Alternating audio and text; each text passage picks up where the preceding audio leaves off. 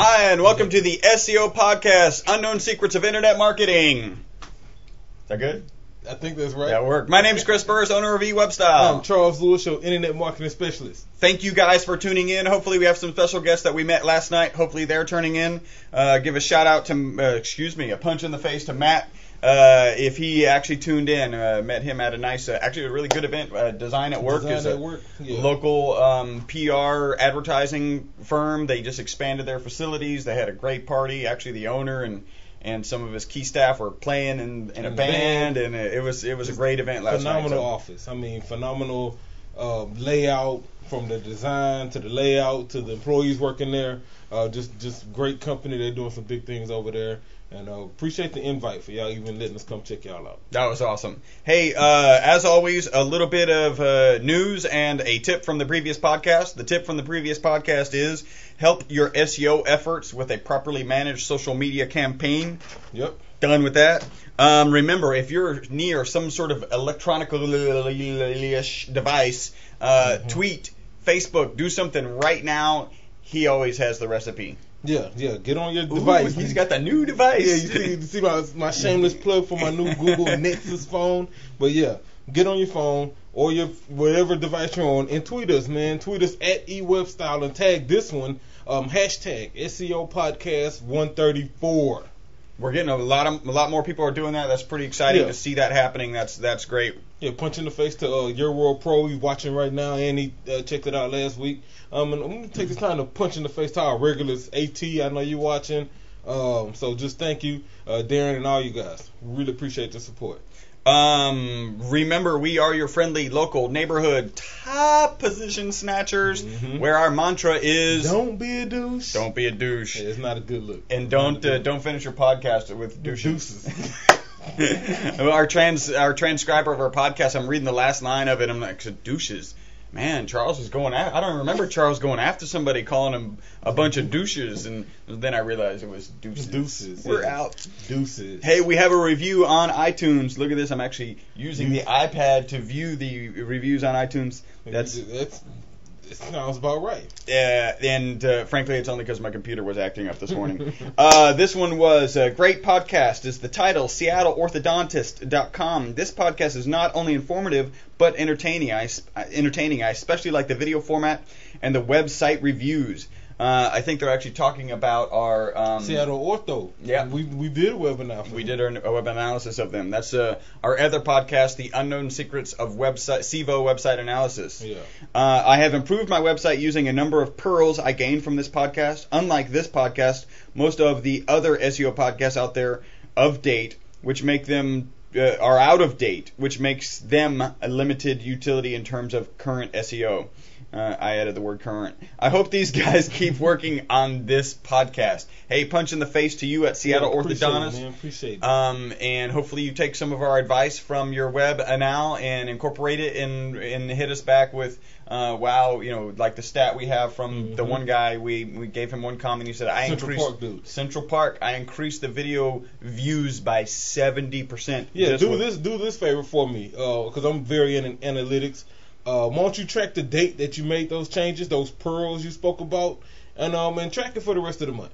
And then hit us up and let us know, what changes did you see, what kind of improvements, what things didn't work, frankly. And just let us know.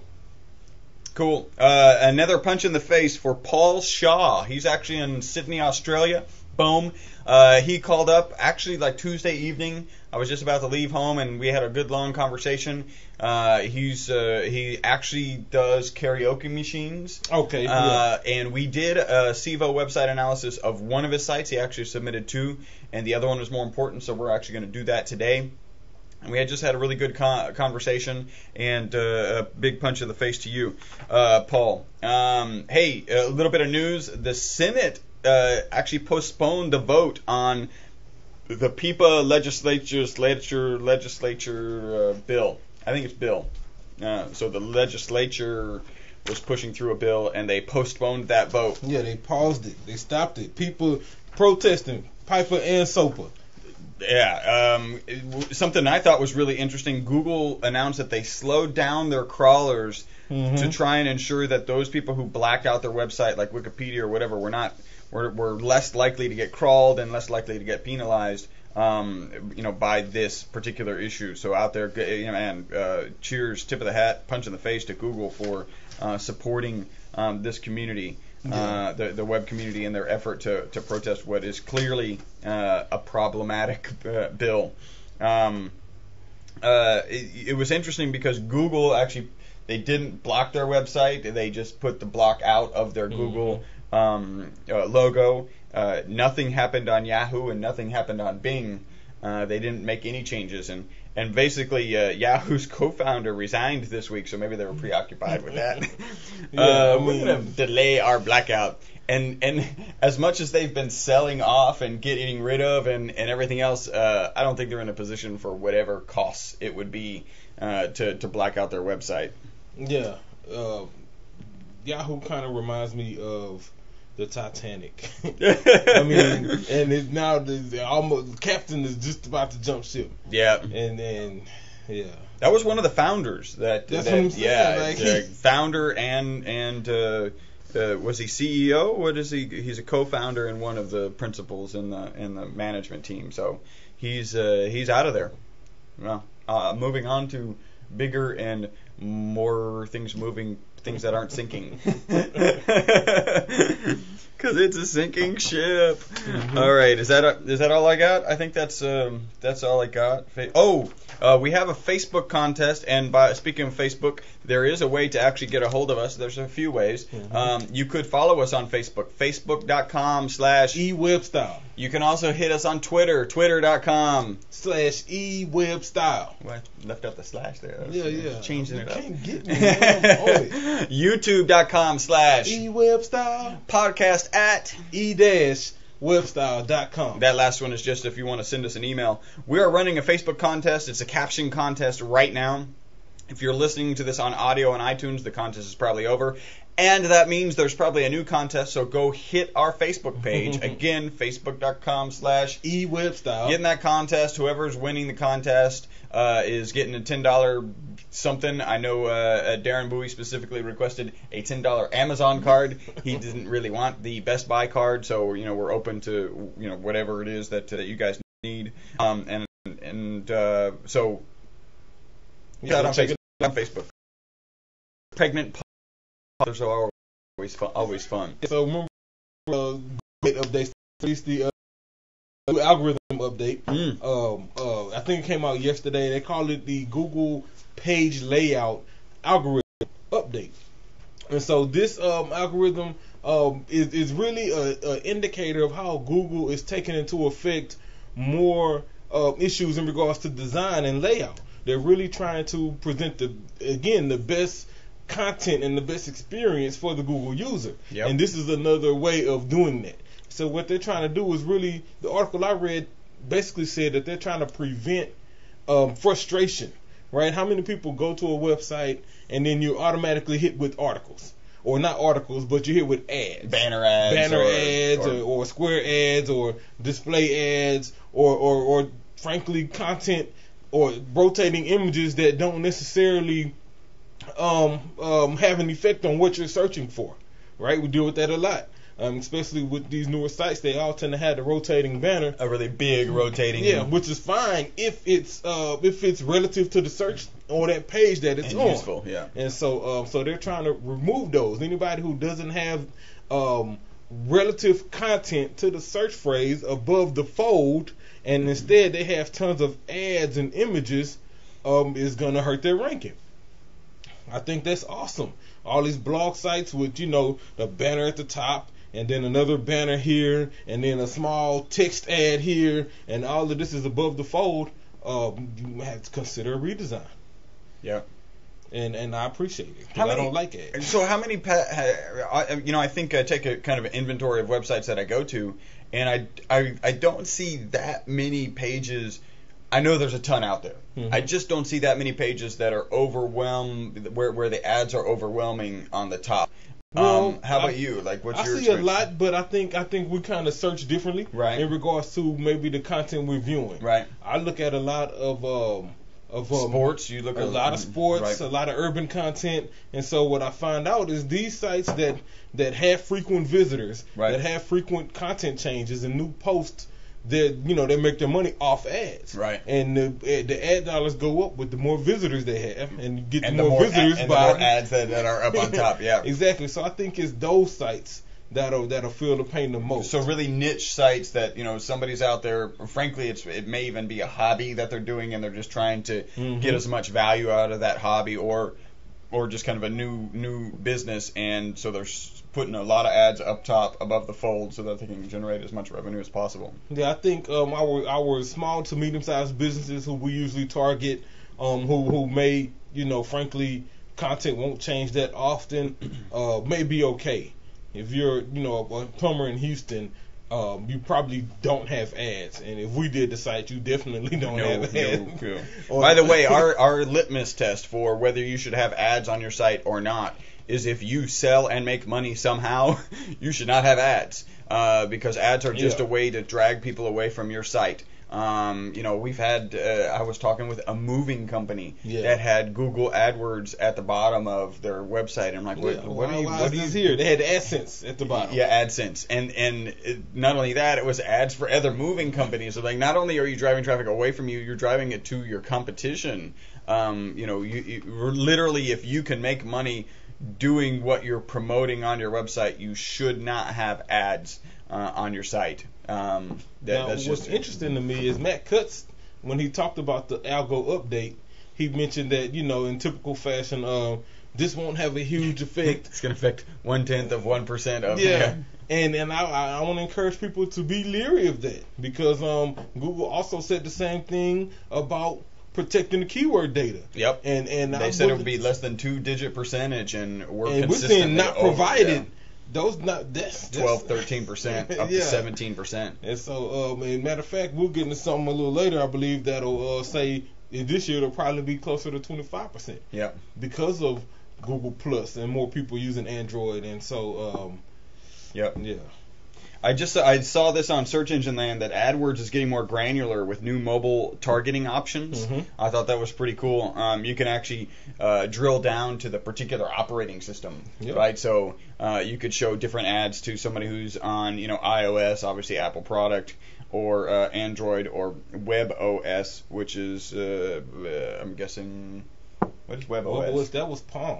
Palm, yeah. Okay. And so, I saw that. I'm in AdWords all the time. Yeah. And so it's pretty cool, but, I think... I don't really know why I'd want to show a different ad to, like, your phone and an iPhone. Like, I think it depends on what the ad is targeting. You know, if I'm targeting, if I got a Android-based ad, maybe for a new Android phone or something like that. App, yeah. Yeah, then, I don't need to show that ad to iPhone users. No, exactly. that's very true. So there are certainly some places where that's going to happen. So, what else we got? If you see an ad for a Google Nexus, right? I need to show this one. like this one right here. Then I don't need to show that ad to anybody using Apple's OS. Right. Absolutely. We got this here. I pulled some predictions that Rand Fishkin. He released a few predictions of what he thinks is going to happen with SEO in 2012. And so I figured I'd run these by you. We'll kind of see if we agree or disagree. All right. I didn't get all of them, but I printed the ones that I thought were kind of cool. SEO without social media will become a relic of the past. Depends on the industry. I think it depends on industry. I think that social and its interaction with SEO is not going to get that maturity level this year. I mean, we're still getting clients who aren't doing SEO and aren't doing social, and so that implies that we're going to start getting clients where our new client, everyone we're competing against, is doing SEO and social. I don't think plumbers are going to be doing SEO and social. We're pitching it. And we're closing it. So, which is the point I was going to make, is that you're right. We get new clients who aren't doing them, but when we offer it and we explain the benefits, they like it. And it makes sense. And so I think I kind of believe them. I believe that what you're talking about is really inexperienced and maybe undereducated client in regards to search. Right. But as they become more educated, they'll understand the need to do both. I guess my quip is with Relic. Yeah. Right. Because the reality is plumbers could come into our office this year and we could just do SEO and we could do really well with SEO and not need social. And plumbers, whatever, reasonably competitive in a target area. Niche players don't need social to succeed in SEO, just flat out. And they're not going to need it by the end of this year. They're probably not going to need it by the end of next year. That's not necessary for success in niche markets. For instance, we will never need a social page for blue one-arm widgets ever. So I don't think you can call it Relic if it's still valued. I mean, it's almost like saying meta keywords is a relic. Well, it is for Google, but it's not for Bing and Yahoo. So I think that's a little strong term. I think it's a good prediction though. I think it's probably not a relic, but what I do believe is that you must include some sort of social. It may not be necessary, but do it anyway. Because especially we were just talking about the not provided stuff. Yeah. And so that really is for people who are logged into Google when they search. And now using Google Plus, if you're logged into Google when you search, what do you see? Your results change due to how many people you have in your circles and what they've plus, if they plus one did. Yeah. And so your search is going to be totally different from my search, even with the same query. Yeah. And so if that's a reason to be on Google Plus. To be social, definitely. Specifically Same Google thing with Facebook likes. I think those will come back somehow because Google's like in a lawsuit right now, saying they're favoring their own products instead of displaying others in regards to the search plus your world. Somebody actually sued them? Yeah. I just don't get that. I mean, they're a big player. I don't know at what point do you regulate that? They can sell their own products. I mean, they have the right to put it's their page. Like the result page is not community property. It's actually their just like, it just happens to be the most popular one. Yeah, it's kind of like Yahoo back or directories like Gmoz, where they're actually people are going through and filtering them, actually physically looking at the pages. You're going to tell them how it gets so granular and tell them what pages they should or shouldn't include on the first page. That doesn't. I don't get it. I mean, go ahead and sue, but I think it would be very sad if they have the right to tell Google what to put on the first page. That's not. Let's just open a state-run search engine and keep that over there, and that's the most objective, whatever the hell that means. And it's like the NPR of search, and just go ahead. You're not search there. You can come here, or you can get these results, which people seem to like. That's the core thing about it. Google is not going to ever put themselves in a position to lose market share. To this day, matter of fact, they're still will have 80% of the search market, and I don't think they'll do anything to harm that. Yeah. Google will finally take stronger panda-style action against manipulative link spam. I agree with that. I think they will. I think, matter of fact, this whole page layout update is kind of, I think, affects that geared in a way. Towards that, what they're trying to do is stop people from spamming links. I was reading another article today about anchor text. And so, one of the things for those who do SEO, right, anchor text is when you have a page of content and you have a link inside the text, and the text that's in the link is your anchor text. Right. And so what they were talking about was how having multiple anchor links with different anchor text on the same page that links to the same page is stupid and foolish, and you shouldn't do it. Oh, yeah. And so, okay, so to have like SEO Houston linking to our homepage, and to also have PPC Houston linking to our homepage would be. Well, the example they gave, let's say we were on our SEO page, right? And within the content on our SEO page, we had text links that linked to the same page with yeah. A circular linking back to that page, to the same page that you already. I have seen that and thought that was like if that was getting past Google, I don't know how, and it can't last long. So don't do that. They taking stuff to push that back. You ever heard of Pinterest? Pinterest. Yeah, Pinterest is a new social thing. It's in beta right now. They're accepting invites. I'm still waiting on my reply. I actually signed up for it last week sometime, and it was strange because we have a client, Lexi. She brought it up yesterday. Oh wow! And so, but anyway, Google's considering buying them. Pretty cool, like over $100 million. And what they do is a social platform that allows you to pin things on like sort of like a pin board that interest you.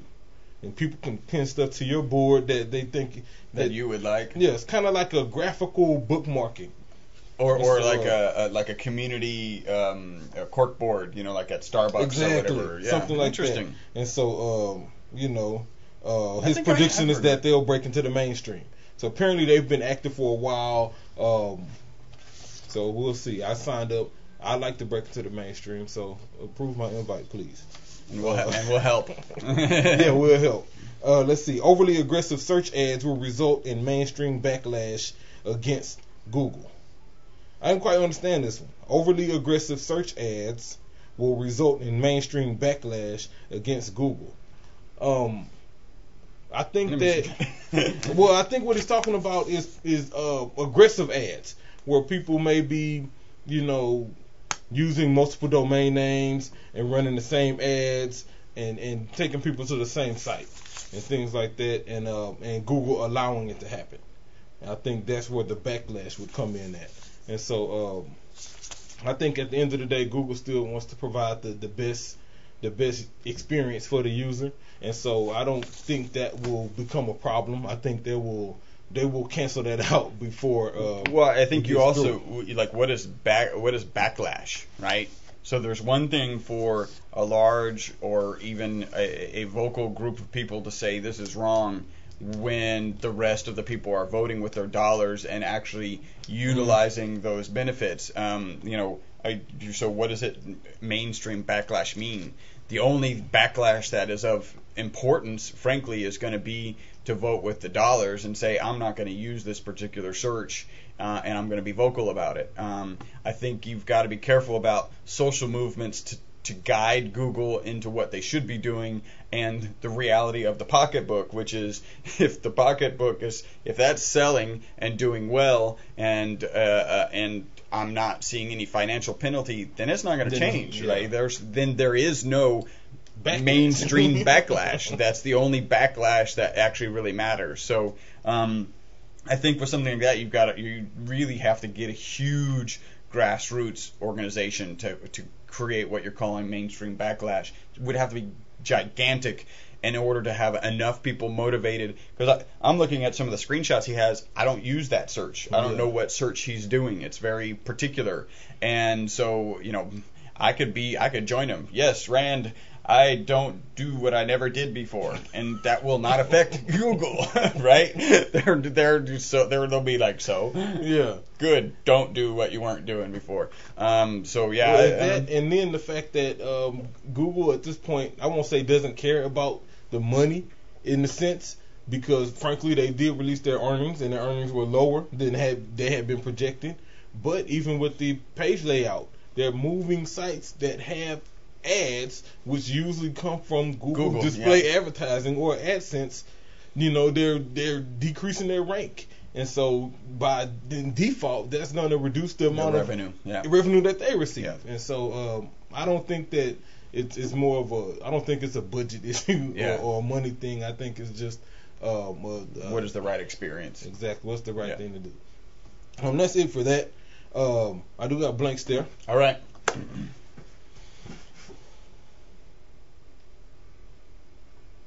Yeah, that was good. All the way blank, like you could almost see through. That was Zen blank. Zen blank. So this blank stare goes to our federal government, who shut down Mega Upload. Wow. And to their defense, Mega Upload is one of the biggest file sharing sites out there, and yes, there is a lot of pirated content on there. But more than half of the users who use Mega Upload are legitimate. And use it for storage, I guess? Use it for kind storage, of like a Dropbox? Use it for storage, use it for transferring files. I can't email anything over 20 megs, but I can upload to Mega Upload, which only takes, 3 minutes, and send you a 2 gig file. Right. For free on top of that. Right. And so there's a lot of people doing that, and what I think they didn't think about was the effect it was gonna have on the whole internet. And there are a lot of broken links out there now, and people who post directions on how to use Mega Upload to do this, that, and the other. And no, all these sites will have broken links. That's you're blank stare worthy. Oh wait. Yeah, so get it together. Y'all should have did a little bit more research and figured out a better way to handle it. Yeah, you need some better staff. You need to hire some Google employees to let you know what the impact of what you're doing is actually going to be on the internet. All right, is that it? That's it. That's all I have. You have been listening to the most popular SEO podcast on iTunes. That is because of you. You over there. We know that there seems to be some challenge in creating iTunes reviews. At least Paul Shaw had some challenge getting one to us. He posted one a while back. Hasn't seen it yet. Keep trying. Keep doing it. Just go to iTunes, create an account, submit a review, and hit us up on our email, podcast@e-webstyle.com. Let us know that you submitted a review. We'll give you a punch in the face. Kicking Lizard, we actually finished your salsa this week. Yeah, very tasty, very tasty. Look, I'm going to be greedy right now. If you have a red one, or maybe salsa. Too red. You sent too green. Maybe you can send too red.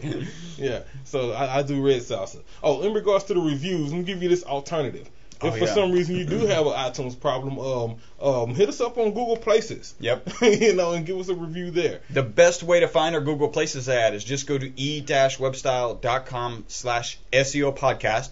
So that's where people often watch our podcast. And in there, right when it starts talking about the bios and has links, there's a link to our Google Places page. So you can click that and be right on our Google Places page and submit a review there. That would be great. And if you're using G+, +1 us. Yeah, +1 us. Yeah. +1 me. +1 Chris. Everyone. His album. Yeah.